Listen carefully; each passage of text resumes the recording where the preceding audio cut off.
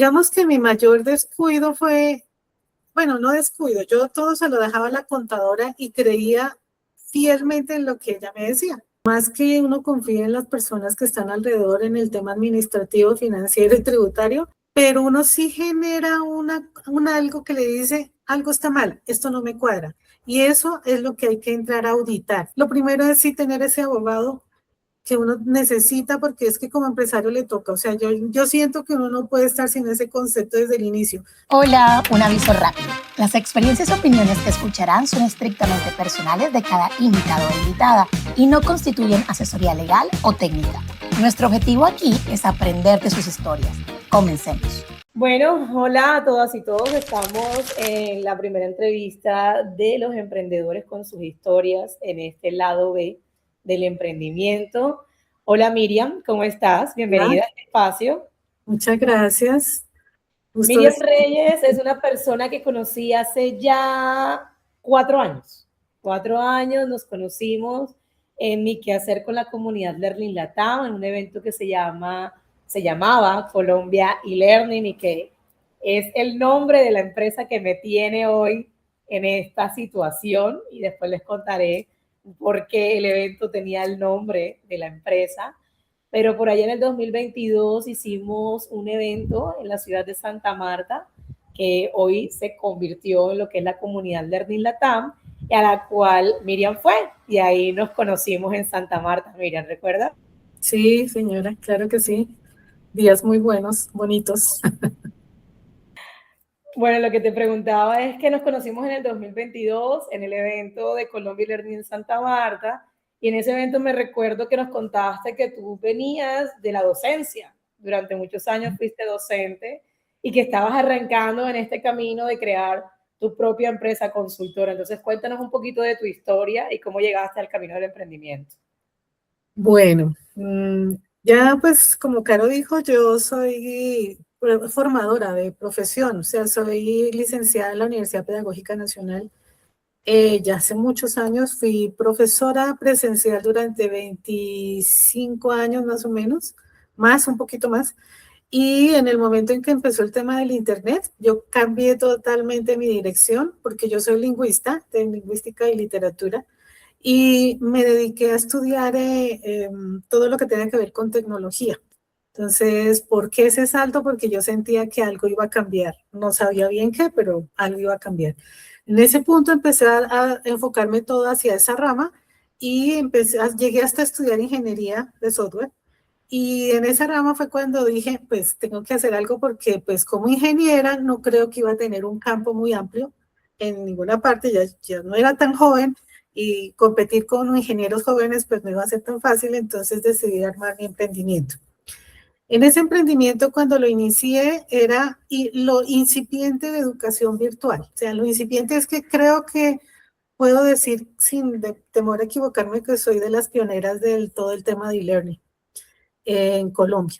Entonces fue cuando empezamos a hablar de plataformas. Lo primero que se hizo fue llegaron plataformas. En ese entonces el hecho de hablar de plataformas era muy raro, pero pues me metí en ese campo y mi emprendimiento, mi empresa surgió a raíz de procesos de formación en temas de plataforma, que yo los dictaba, yo aprendía el tema de las plataformas. En ese entonces una plataforma era WebCity, que luego se convirtió en tecnología Blackboard. Y así sucesivamente, y también en el tema de desarrollo de cursos virtuales. Ahí fue donde empezó. ¿Qué año más o menos sería eso, ese proceso? Más o menos, ¿qué años estamos hablando? Estamos hablando de 2010, 12 más o menos, que yo empecé como a emprender por mi cuenta, o sea, sin armar todavía como empresa, pero sí ya hacer mis pinitos individuales, o sea, sin depender de una entidad y sobre todo ya no trabajando en la docencia, sino en el campo de ingeniería.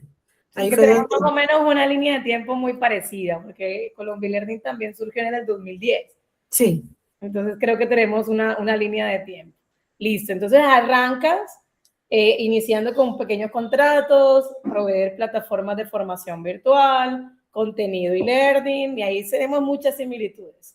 ¿Cuándo decides emprender oficialmente? ¿Cuál fue la motivación de generar la jurídica? O sea, ¿qué fue lo que te motivó a ti a pasar de generar un contrato como persona natural a crear esta jurídica?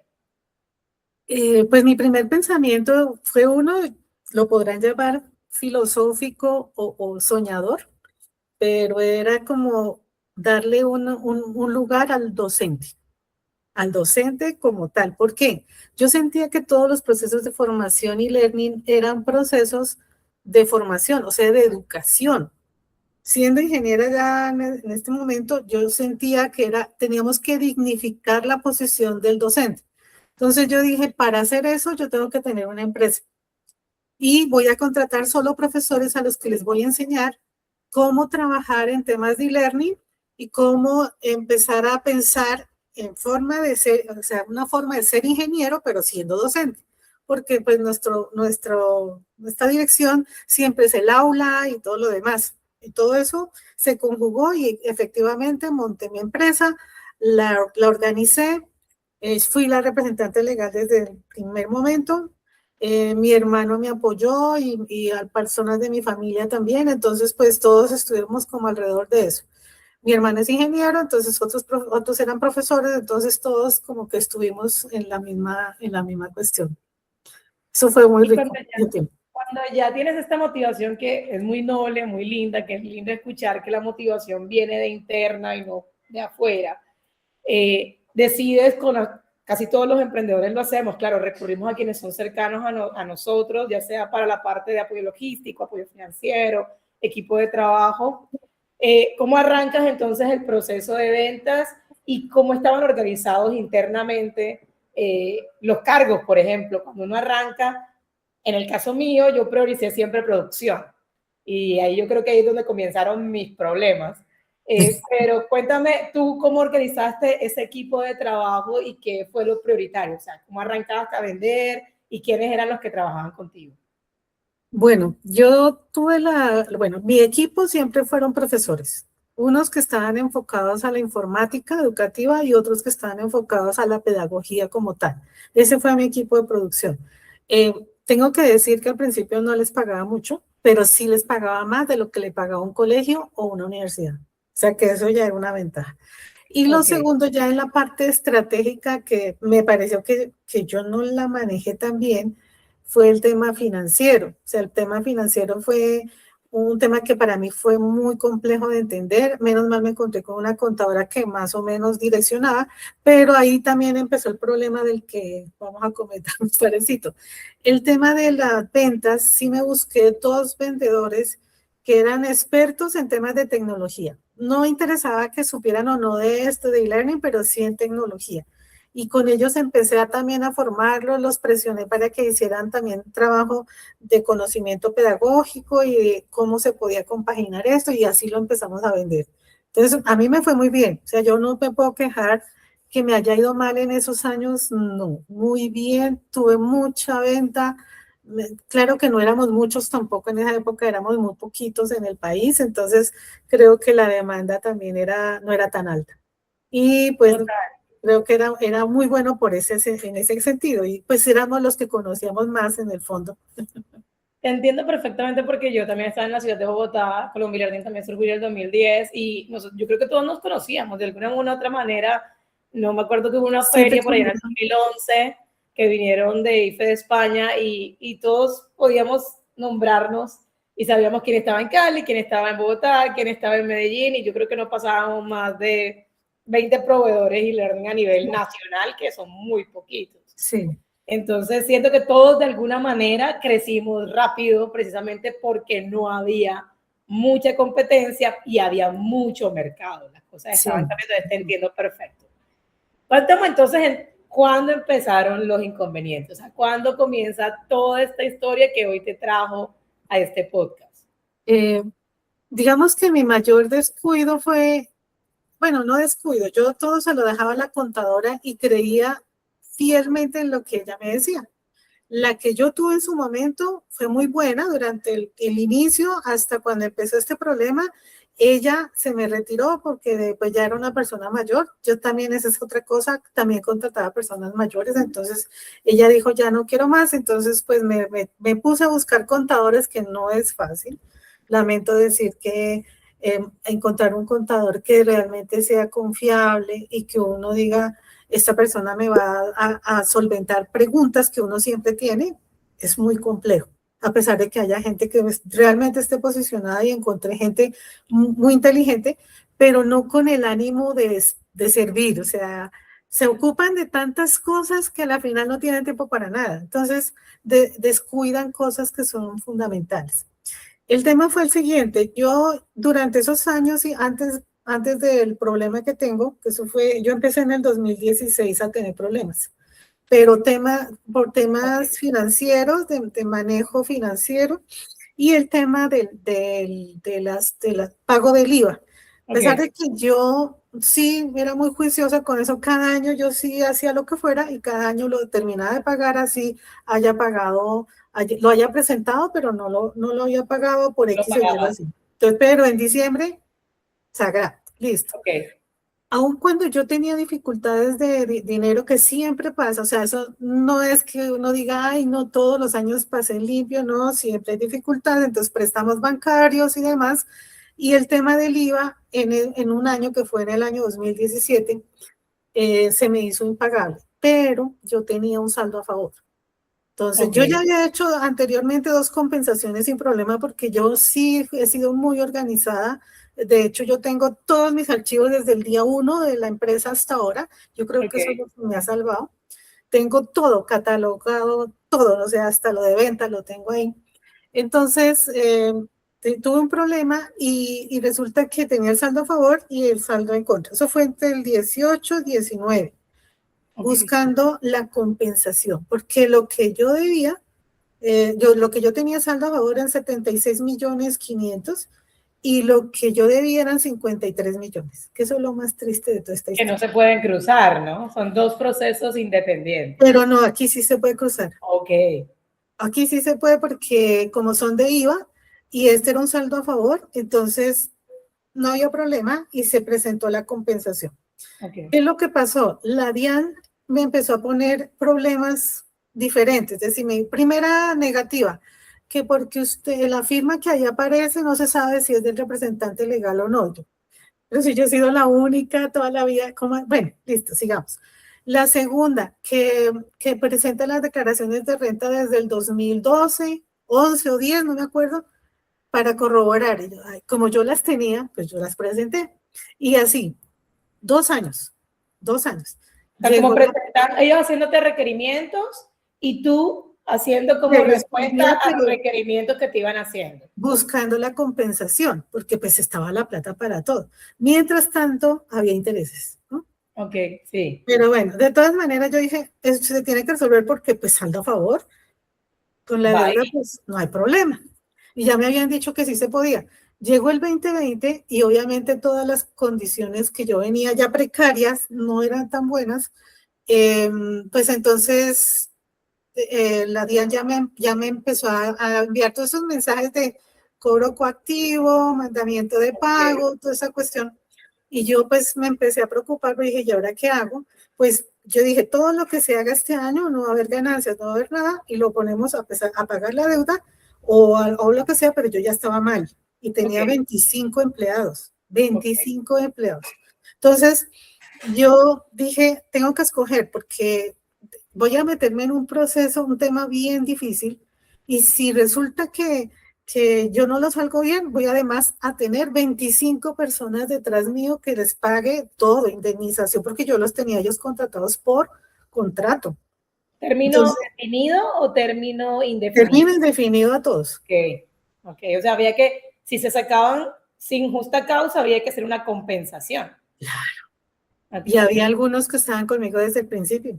Que llevaba más de 5 años ya contigo. Ya llevaba más de 5 años, entonces para mí fue una decisión, dije voy a hipotecar mi casa, lo que sea, y dado esto porque no me salió la compensación, pero más que no me salía es porque en marzo del 2020, una resolución de pandemia, donde dijo que todos los procesos que estaban de compensación deberían pasar automáticos y que después entraba a revisar. Eso fue el decreto presidencial. A mí no me lo aplicaron. ¿Por qué? No tengo ni la más remota idea. Todo caso es que había una pausa administrativa, había un decreto presidencial, a mí no me lo aplicaron. Entonces me preocupé y me angustié más. Entonces dije, voy a solicitar un proceso de insolvencia, pero no de empresa, sino personal, porque pues yo todavía pensaba seguir con la empresa. Porque yo dije, de todas maneras, pues ha sido mi sustento. Creo que todas las personas que de una u otra manera tenemos emprendimientos y que nos ha ido bien en su momento, tenemos la esperanza de que vamos a salir del hueco. Yo lo comento y te interrumpo aquí, Miriam, porque siento que eso también fue lo que yo sentí. Yo decía, bueno, hoy no puedo resolver, pero yo sé que puedo seguir trabajando por fuera y voy metiendo plata porque yo quiero que esta empresa siga adelante. Claro, porque pues imagínense, yo había ayudado a mucha gente, sus profesores empezaron a estudiar diferente, yo ya veía calidad de vida para mucha gente, capacitaciones que yo hacía a muchos niveles, entonces pues era el sueño. Me declaré en insolvencia en el 2021 porque definitivamente la DIAN no me aceptó nada y me dijo, no se puede hacer compensación, definitivo, o sea, perdió su saldo. Eso fue lo que a mí me dijeron. Entonces, o sea, el saldo a favor que tú tenías, no podías utilizarlo para acá y lo aplicaron a algo de la deuda o... Dale cuidado, nada. ¿Qué pasó? Yo empecé a molestar derechos de petición, tutelas, que me dijeran qué iba a pasar con ese saldo, porque si ya no lo podía compensar, mi empresa estaba ya quieta, o sea, ya no estaba funcionando y todo, pues tenía yo que poder cerrar la empresa o algo, pero que tenía que pasar algo con ese dinero, porque ese dinero no se puede perder, son 76 millones. Y aún así, en ese año, pues alguno me dio unas facturitas, no sé qué, pues logré sumar 15 millones más. Entonces, total, quedaba como con 92 millones ahí. Pero en el sistema, cuando yo fui a mirar, porque yo dije, yo voy a hacer algo porque presenté tutelas y de todo. Y no hubo manera, y desapareció. No te quedaste quieta, sino que tú en todo este proceso, y eso es interesante, y para quienes nos están viendo y escuchando, cada uno de los procesos independientes, el mío es distinto. Mira que Miriam siguió en movimiento, o sea, ella siguió trabajando. En el caso mío, mi empresa desde el 2012, 2013 quedó totalmente inactiva, ¿sí? Hasta que se revivió el proceso penal en el 2022, pero el caso tuyo no. O sea, tú seguías de alguna manera tratando de que ese colchón siguiera creciendo para poder cruzarlo, y a través de todas las acciones administrativas y judiciales como las PQR, las tutelas y demás, seguías tratando de resolver el inconveniente. Así es. Y oh sorpresa, desaparece el saldo del sistema. Así, ¡pum!, un día. Menos mal que yo tomaba fotos, cada 8 días tomaba fotos de que yo tenía la plata ahí y que yo tenía... Yo creo que todos tenemos eso. Yo también tengo una colección de pantallazos. Exacto. Entonces, yo dije, no, eso tiene que pasar alguna cosa. Y yo seguí insistiendo. Te estoy hablando desde el 22, 23, 24, 25. Okay. Mejor dicho, yo creo que la DIAN ya tiene el nombre de mi empresa aquí. ¿Por qué? Porque yo he mandado siquiera unos 150 documentos de solicitud de reconocimiento de saldo. Ok. Que se perdió en el sistema. En febrero de este año, exactamente el 26 de febrero, me mandaron una notificación de que efectivamente yo tenía un saldo a favor. Ok. Pero yo ya perdí mi empresa, perdí mi casa, perdí mi carro, ya no tengo ningún tipo, bueno, lo que me he podido mover en forma personal para poder sobrevivir, pero eso es todo. Aunado a eso, en el 2020, no sé si a partir de lo de las vacunas, surgió una artritis reumatoide que me dejó postrada bastante tiempo. Ahorita estoy con terapia neural y por eso me puedo mover. Si a mí me dejan de dar ese medicamento, yo vuelvo a postrarme. Presenté esa solicitud de protección del Estado para que me ayudaran a trabajar, a tener el tema de la DIAN en forma correcta, y un juez me contestó: si la señora es capaz de presentarse en la DIAN a hacer todas esas solicitudes, entonces no está enferma. Ok, es un tema de humanidad, de tener un poquito. Y es algo interesante porque yo también que llevo en este proceso, yo digamos que en 2022 me surge este proceso penal, ¿no? Eh, yo también intenté hacer gestiones, yo vivo hoy, desde el 2013, vivo en la costa colombiana, porque sé que lo van a ver personas que no están en Colombia, pero vivo en la costa, pero mi empresa estuvo en Bogotá durante el tiempo que viví en Bogotá. Y la Dirección de Impuestos y Aduanas Nacionales trabaja por regionales. Eso quiere decir que como mi empresa está en Bogotá, a mí todas las gestiones me toca hacerlas en Bogotá y en mi caso, por ejemplo, me toca viajar desde la carencia, ver cómo hago para pagar un tiquete y poder estar en Bogotá a hacer las gestiones y es bastante complejo. Entonces yo siento que, y a veces, porque no voy a hacer, no voy a decir mentiras acá al aire, a veces depende mucho del funcionario que tiene uno sentado enfrente. He tenido ambos. He tenido funcionarios con muy mala disposición. Que uno no sabe, también son personas, ¿no? Y ahí yo trato desde mi forma de ser, de empatizar también, pero también he tenido funcionarios que de alguna manera se han puesto la 10 y han, pero yo siento que también es algo que viene desde arriba, porque como les cuento, en el caso tuyo igual hemos pasado por diferentes gobiernos nacionales, diferentes directrices nacionales, diferentes directrices dentro de la DIAN, y uno ve los cambios. ¿Sí? Uno entiende que cambia la retórica, cambia la forma en cómo te atienden. Atienden, sí. Y creo que debería haber un lineamiento general que permaneciera, porque al final, no sé si tú sientes lo mismo, Miriam, pero la DIAN es el encargado del dinero del Estado, ¿no? Al final yo siento que para mí, es un trabajo muy importante porque es el que financia todas las obras sociales, sí, es para recaudar. Y yo siento que en el caso tuyo el dinero estaba, en el caso mío yo tenía toda la voluntad de pago, pero nos vemos enfrentados a procesos penales y no hemos hablado de eso. Y ahorita me contarás hasta dónde llegó el tuyo. En el caso mío, procesos penales en donde yo digo, hombre, pero si yo tengo toda la disposición de pagar, ¿por qué me van a meter a la cárcel si al final lo que quiere la DIAN es recaudar plata? ¿Para qué? Para poder financiar educación, salud, carretera, infraestructura, lo que sea. Entonces, ahí siento que es una discusión que sería chévere incluso hablarlo con entes gubernamentales para entender un poquito cómo es ese entretejido administrativo de nuestro aparato gubernamental que de pronto puede estar careciendo de un poquito de humanidad. En algunos momentos, vuelvo y digo, eso no es general, pero que creo que dentro de la cantidad de burocracia podrían ser más simples y más beneficiosos para el mismo Estado. Claro. Al final es recaudar plata, ¿cierto? Sí. Para poder ejecutar sus acciones. No sé cómo te ha pasado a ti, cuéntame hasta dónde fue tu proceso. Pues yo tengo que darles un dato específico que creo que es clave para estos temas.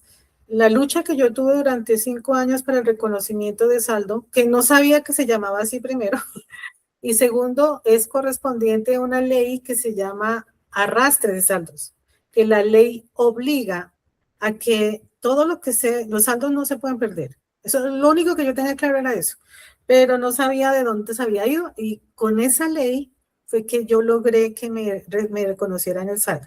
Eso es uno. Lo que lograste este año fue por la ley de arrastre de saldo, después de todo este proceso. De todo lo que yo pude haber hecho, porque yo hice revocatoria directa, yo hice revisión de proceso administrativo que no me contestaron, yo hice, bueno, ahí me faltó uno que nunca supe que existía, pero se los voy a decir, se llama restablecimiento de nulidad del derecho, que creo que deberías explorarlo porque en ese uno tiene que solicitar el debido proceso.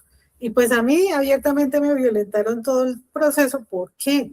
Porque yo inicié como en este procedimiento, mi empresa, yo como representante legal, pero a mí después me lo entildaron, fue a mí Miriam Reyes, y yo Miriam Reyes no está debiendo nada a la nación. Ok.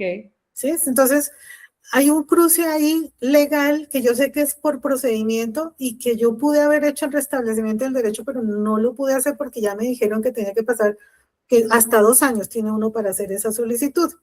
Y si pasan esos 2 años ya perdió. ¿Qué es lo que yo sí he sentido? Sí, es efectivo, ya que me lo dices, sí.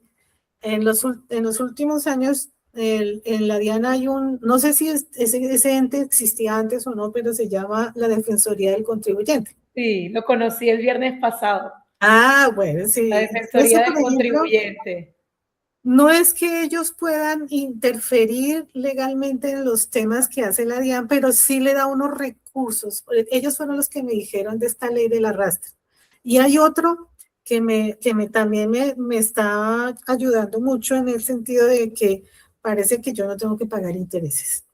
Porque hay una ley que se llama el artículo 803 del Estatuto Tributario, que dice que si uno tiene un saldo a favor, y la deuda es menor y es anterior, o sea, el saldo estaba antes de la deuda, entonces no tienen por qué correr intereses. Y esa misma ley dice, además, adicional, que no debería, si uno tiene un saldo a favor, lo primero que tiene que hacer la DIAN es por oficio, pues hacer la compensación y ya, y además cerrar la empresa. Y ya, hasta ahí. Si no hay una forma Es un posible. proceso meramente administrativo. Tal cual. Entonces, aún a pesar de que yo estaba en esta y que presenté inclusive, ¿cómo se llama? Esos acuerdos de pago. Yo presenté dos. Uno primero fue al principio, porque yo dije, pues yo creo que sí, y si voy a estar en insolvencia, yo creo que puedo cuadrar los temas. Mi empresa todavía estaba funcionando, pues yo dije, lo puedo hacer. Pero a la final, como la pandemia, que mejor dicho, todo salió mal, entonces yo ya no lo pude terminar de pagar. Y el segundo sucedió ahorita en el 20. Yo lo dije, no, pues ya que, pues yo, como tú dices, la cárcel es lo que uno dice, no, yo no sé por qué después de casi 50 años trabajando, voy a terminar en la cárcel. O sea, sí no. Es increíble, sí. Yo creo que no llegó viva allá. Sinceramente te lo digo así, porque para mí eso es una cosa inconcebible después de trabajarle al Estado 50 años por 50 millones que el Estado ha tenido desde el 2017 allá guardado, y ahí voy a parar en la cárcel por eso. Entonces, uno dice, no es factible que eso pase, la ley lo dice, hubo una ley que se llamaba remisión de deudas, hasta el diciembre del 2025 funcionó, yo la presenté y no me la aceptaron, a pesar de que cumplía con todo. La discapacidad, tengo certificado de discapacidad, reconocida por el ministerio. Tengo el tema de la empresa ya en cierre y en quiebra, no está abierta. Tengo, todo lo cumplía. ¿Y sabes por qué me dijeron que no? Que porque como yo era un ciudadano reconocido y que sabían dónde estaba localizada, entonces que por eso no. Ok, entiendo. Mira que eso es particular porque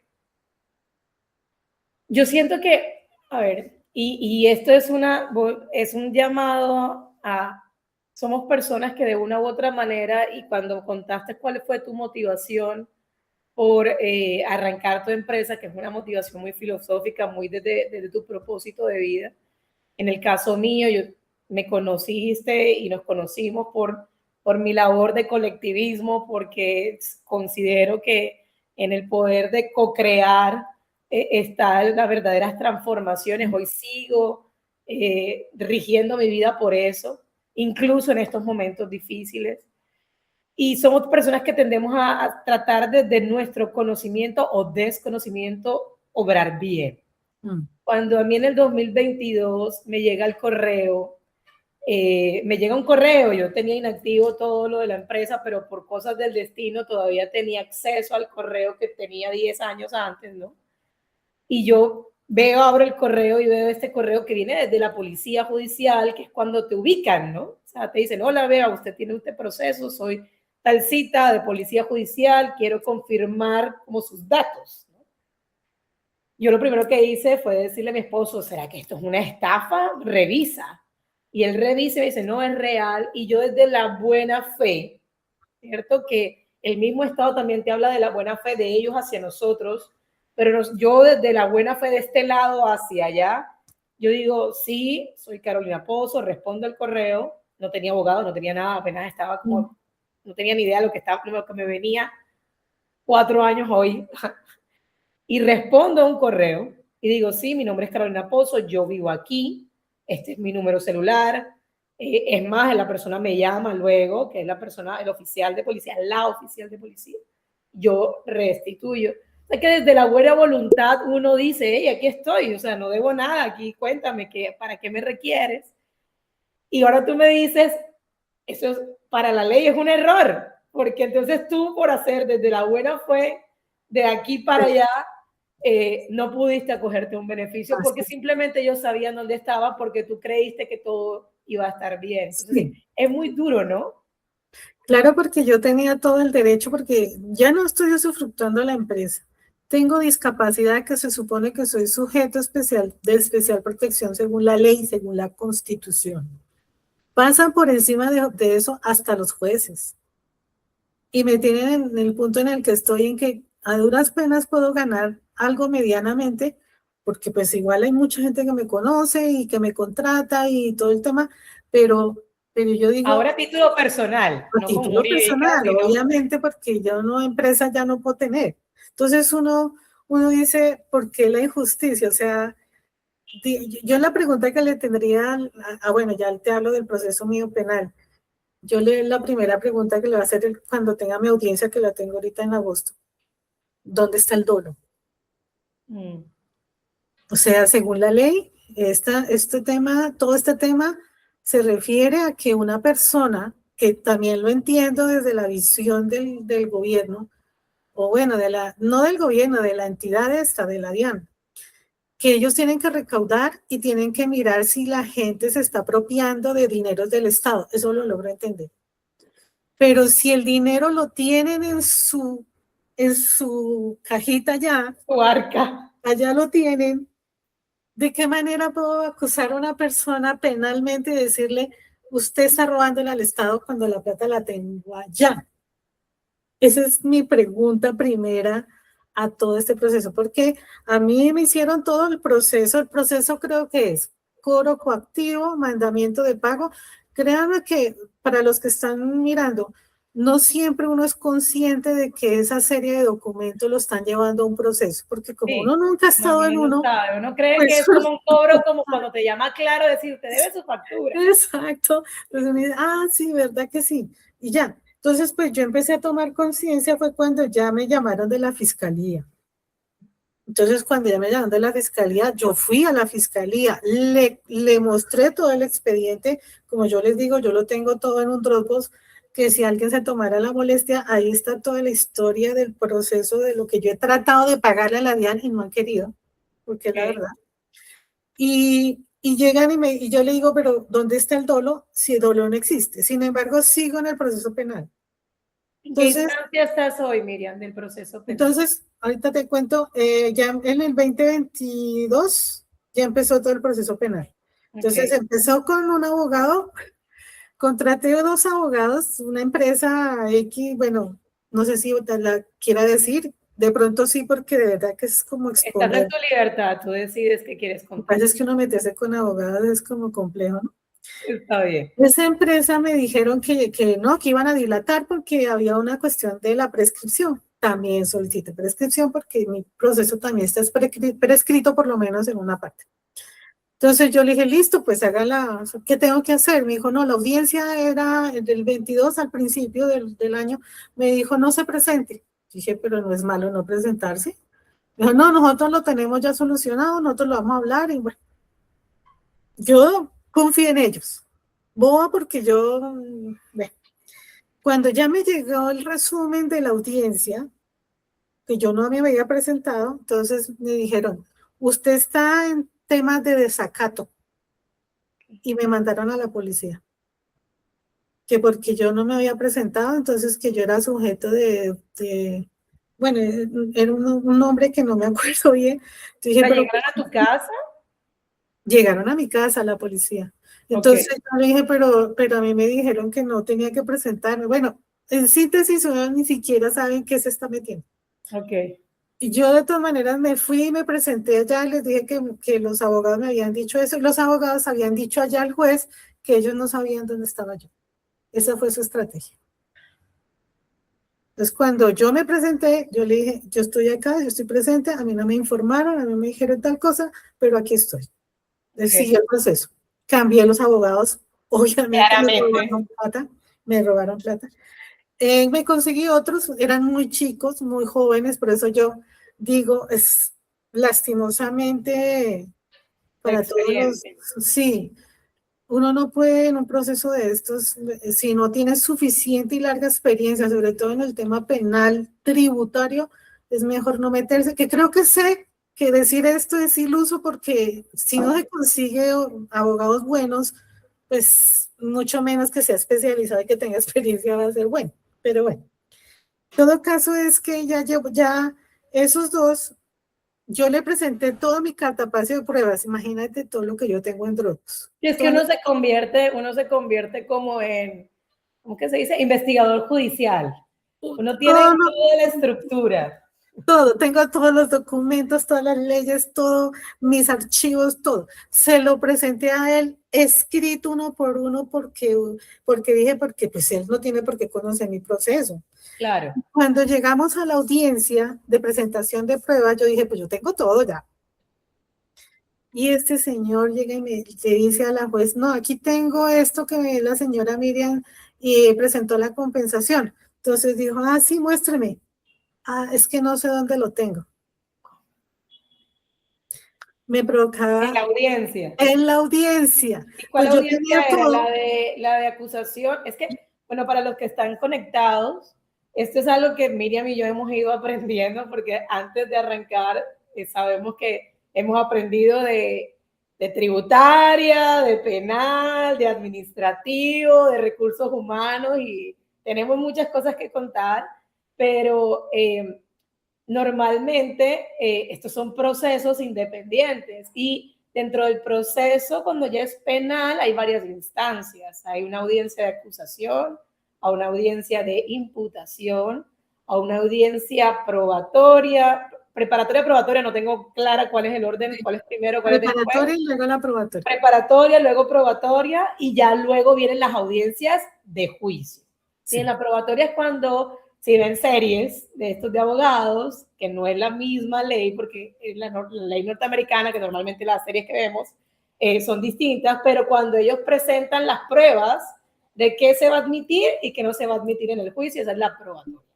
Entonces, para ponerlo en contexto y que entiendan como todo el proceso, que lo hablaremos con un abogado que nos explique mejor, pero eso es desde el entendimiento mío y de lo que entiendo que está contando Miriam. Sí, allí en la probatoria, él no presentó ninguna prueba. Cero. Sí, eso es muy grave porque si Tremendo. no fueron admitidas las pruebas durante la audiencia probatoria, no tienes cómo defenderte, no, básicamente. Y en esa prueba, porque además la juez, adicional a eso, era muy cortante. Muy cortante es que no dejaba hablar. Para nada, o sea, yo pues cuando vi esto dije, por favor, solicito hablar, porque pues yo puedo mostrar lo que estoy mostrando. No, tiene que ser a través de su abogado y usted no se le ha dado la posibilidad de hablar, entonces no. Y me cayó y no pude hacer nada. Entonces, muy duro lo único porque uno está ahí como espectador, ¿no? Lo único que yo logré fue que me dejara hablar en la audiencia ahorita de juicio, que es la que viene. Ya admitieron tu testimonio. Eso es un derecho. Yo aprendí en la audiencia mía que uno tiene dos derechos: a guardar silencio, ¿cierto? Ese es el primero. O la Constitución te da el derecho de defenderte, ¿sí? Y uno puede solicitar en la audiencia ser testigo, ¿sí? Y contar la historia. Y eso es un derecho constitucional, ¿sí? Que fue parte de lo que aprendí en mi audiencia. Entonces, ahorita en audiencia, creo que estamos en la misma instancia, Miriam, que es la audiencia, primera audiencia de juicio. En mi caso es en septiembre, no sé cuándo tienes la tuya. Ahorita mía es en agosto. En agosto, que ya empieza el juicio como tal, que es lo que vemos en televisión, de que empiezan cada uno de los lados a presentar los casos para poder llegar, ojalá, al feliz término y resolución de quitarnos el chicharrón de encima. En este momento, pues ya al menos logré eso porque me dijo la abogada, porque me tocó pues obviamente cancelar estos que me sirvieron, o sea, al contrario me hundieron más. Y la nueva abogada por lo menos tiene como la experiencia del manejo de tribunales, conoce a los abogados, a los jueces, sabe cómo se les puede llegar. Bueno, eso es como su factor a favor, pero ella no sabe nada tributario, nada tributario. Entonces, ¿qué es lo que pasa? Yo tengo ahorita ya el proceso de compensación, pues basado en lo que me reconocieron el saldo a favor. Entonces, tengo mi proceso de compensación ahorita y el juez me dijo, si usted logra la compensación, lo cumple. Pero sí, eso es. En el caso mío, por ejemplo, yo les contaba en los videos que he hecho anterior, el mismo artículo 402 del Código Penal, que es el de omisión del agente recaudador, omisión de agente recaudador, tiene un parágrafo. El parágrafo dice que si tú pagas, para resumirlo, no estoy hablando en palabras jurídicas porque no las manejo, si tú pagas, digamos que se acaba el proceso. O sea, que es tu derecho, digamos, desde el estatuto, desde el Código Penal, si tú pagas como tal, que es lo que te llevó a esto, el no pago, pues se debería acabar el proceso. Entonces, creo que era lo que te estaba llamando el juez, o sea, pague y resuelva su chicharrón administrativo para que precluya el proceso judicial. Y ojalá fuera así de fácil, pero hay todo un intrincado y como estábamos hablando, son 3 procesos en paralelo. Un proceso penal, un proceso administrativo que es directo con la DIAN y un proceso tributario que es lo que uno puede hacer con los asesores o los abogados tributarios para poder bien llevar el administrativo que te lleva a sacarte del proceso penal. Entonces son muchos entendimientos, muchos conceptos que yo siento, no sé tú, Miriam, que es duro para uno en el emprendimiento y ya en este estado donde ni tú tienes empresa ni yo tengo empresa porque nuestras empresas están inactivas, que estamos trabajando para otras compañías de manera independiente para subsistir, también dedicarle el tiempo a aprender y comprender, en este caso, los procesos administrativos, tributarios y judiciales, que quizás no hicimos en nuestro momento, porque de verdad cuando tú emprendes tienes que aprender, uno, a delegar, pero siempre ser un buen auditor. Sí. Y para ser un buen auditor hay que tener conocimiento. Y yo creo que ahí es donde está el punto de inflexión. No sé cómo lo sientes tú. Es que es muy duro. O sea, yo me pongo a pensar que yo tengo una educación, tengo una maestría, tengo una ingeniería como carrera paralela. O sea, yo puedo decir que soy una persona estudiada y que le ha gustado estudiar toda la vida. Me pongo a pensar en todas aquellas personas que tienen sus negocios más pequeños o medianos o lo que sea y que no logran tener este concepto, pues por muchas razones, no porque no sean ilustradas o no, sino sencillamente porque este es un tema muy especializado. Es algo que uno no puede pagar desde un negocio pequeño, uno no lo puede pagar. Una asesoría financiera, tributaria y todo lo demás es algo que uno no puede darse el lujo de hacer porque tiene negocios pequeños. ¿Cómo puede ser posible que la misma vara sea medida para todos los que sí tienen hasta bufete de abogados completa, donde hacen toda una transacción y toda una determinación de las direcciones de las empresas a un pequeño negocio que tiene 20 empleados, que pues 20 de todas maneras es grande, pero aún así uno trata es de sobrevivir. Yo sí pagué asesorías financieras en algún momento durante la historia, pagué asesorías, también aprendí mucho o cosas en la Cámara de Comercio, me buscaba la manera, pero aún así este conocimiento es muy, muy, pero muy especializado, que en estos años me ha tocado cubrirlo, sí. En este momento yo puedo decir que conozco muchas cosas tributarias y de leyes y demás, y que si alguien me dice, ayúdeme, yo le busco todo eso porque ya sé cómo. ¿Dónde está el estatuto tributario? ¿Dónde hicieron la unificación reglamentaria? Todo eso yo ya lo tengo en la mira, pero mira hasta dónde tuve que llegar para poder conocer esa cuestión. O sea, ya no lo logré, porque yo ahorita en este punto, si me dicen, no, pues vuelva a empezar. Pues, Carlos está muy joven, yo ya con una artritis encima creo que es muy complejo. Y sí, pues mira, creo que ahí quiero aprovechar el momento para hacer varios llamados a la acción. La primera, que si las personas que están pensando en emprender, ya tienen un emprendimiento o tienen una empresa y sienten que quieren compartir, así como Miriam está muy valientemente compartiendo con nosotros y con nosotras su experiencia, pues levanten la mano.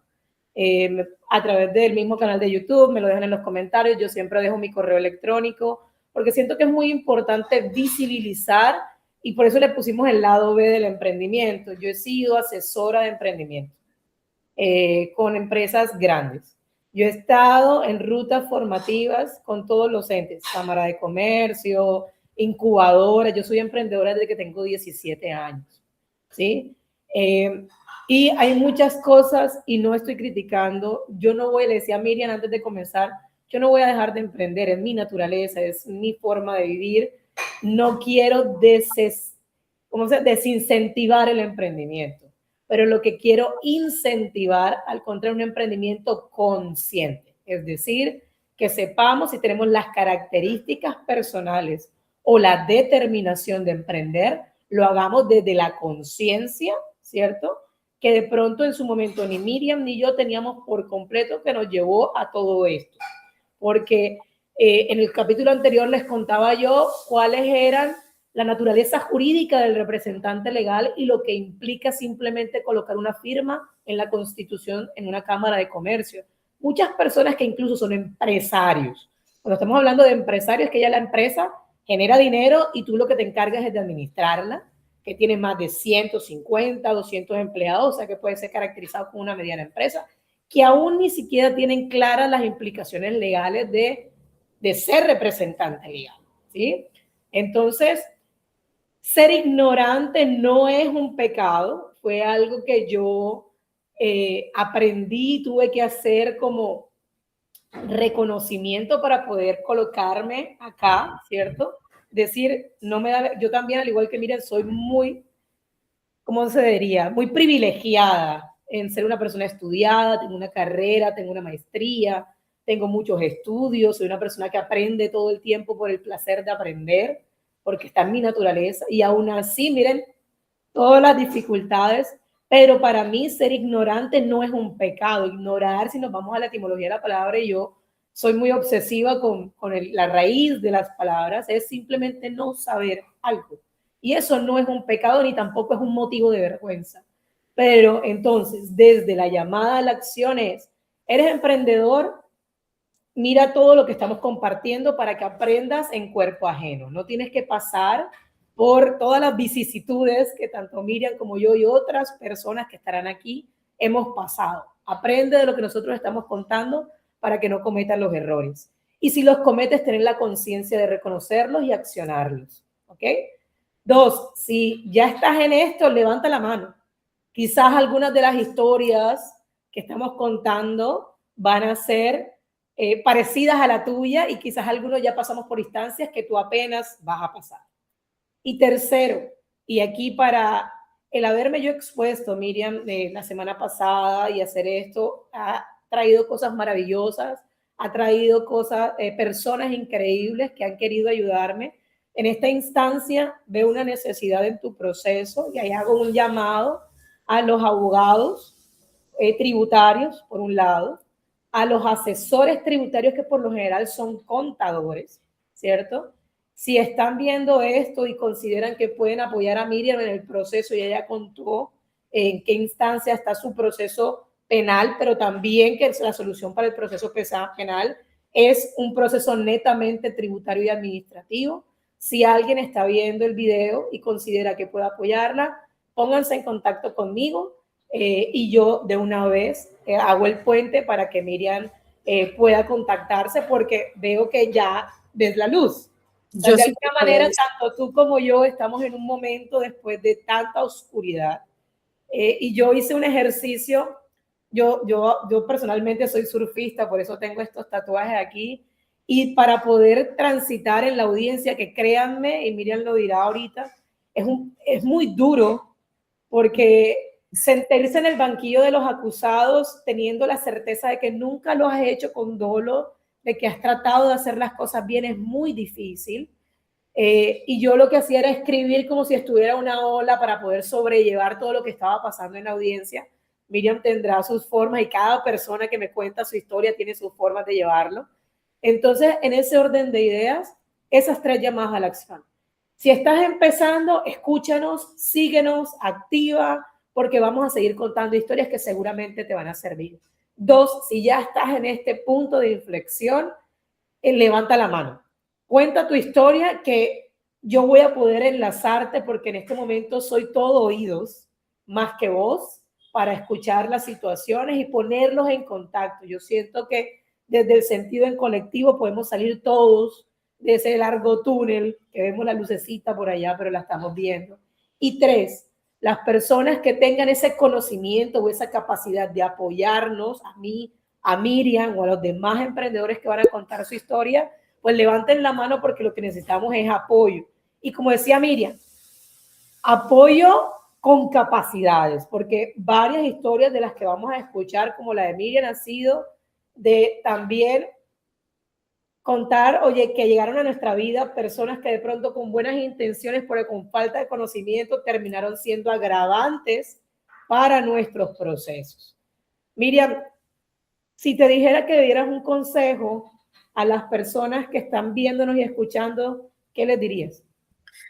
Bueno, lo primero es lo que tú ya mencionaste, o sea, por más que uno confíe en las personas que están alrededor en el tema administrativo, financiero y tributario, no confiarse para nada. Así uno no sepa realmente de qué está mirando, porque a mí me pasó muchas veces, temas financieros que yo no sabía, pero uno sí genera algo que le dice, algo está mal, esto no me cuadra.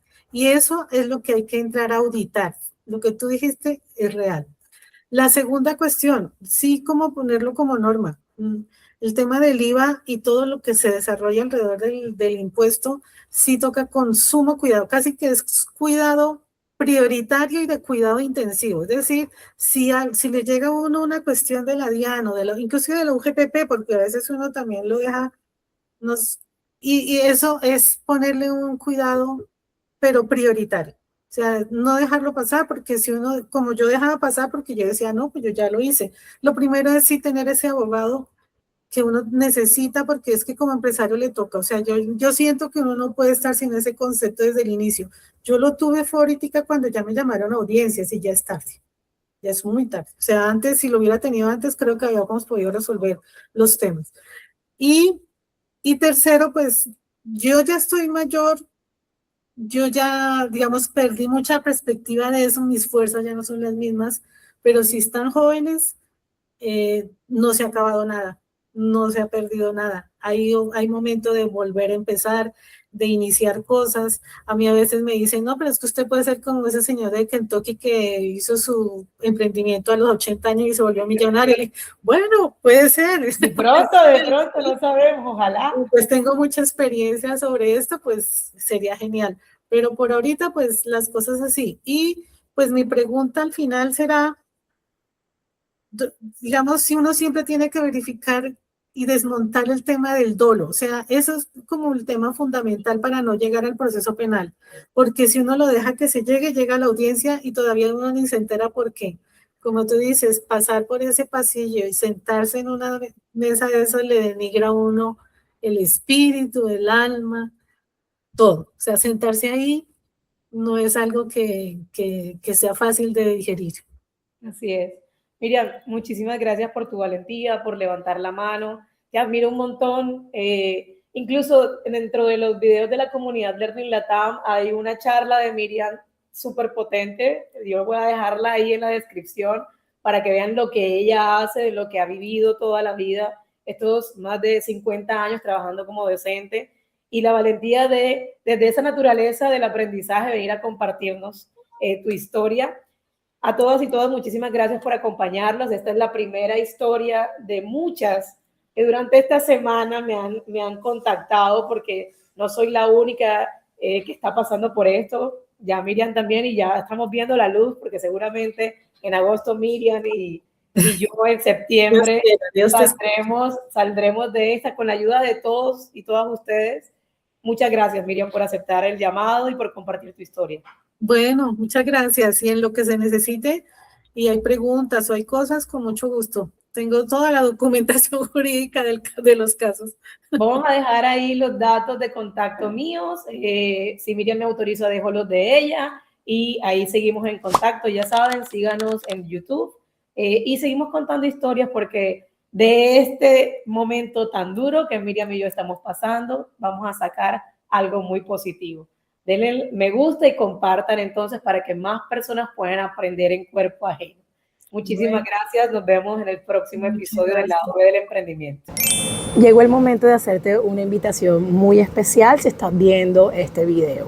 Si eres una persona que le encanta aprender y tienes una historia de emprendimiento que muestre ese lado B, esas situaciones difíciles que nadie cuenta y quieres compartir esa experiencia para evitar que otras personas cometan los mismos errores, queremos escucharte en este espacio.